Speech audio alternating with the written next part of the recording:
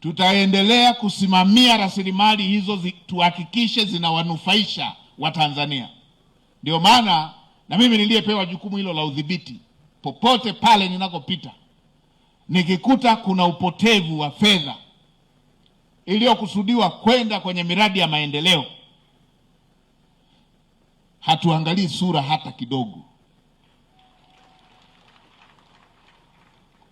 Nilipita wilaya moja nikakuta wamegawana fedha, nikamwambia waziri, fyeka wote, wilaya ianze upya, hatuwezi kufanya mzaha.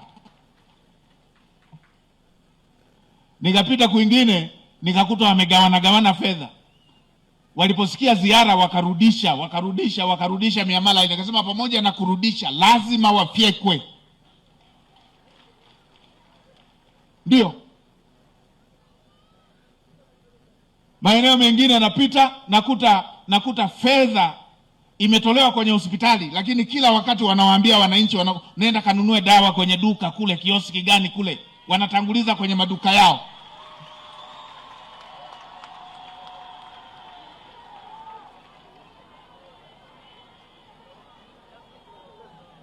Hili ni jambo ambalo halikubaliki. Hatuwezi tukawa na utoshelevu wa dawa kwenye takwimu na kwenye bajeti na kwenye fedha zinazotolewa, lakini kila mtu akienda hospitalini aambiwe kanunue dawa kwenye kioski.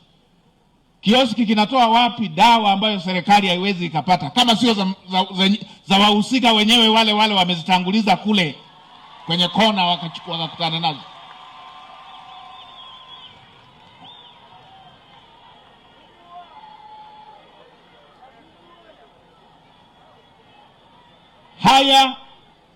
Haya niwaambie, kila eneo naweka utaratibu wa kufuatilia bajeti hizi, zimepokelewa fedha ngapi, zimekwenda wapi, na dawa zile zimekwenda wapi.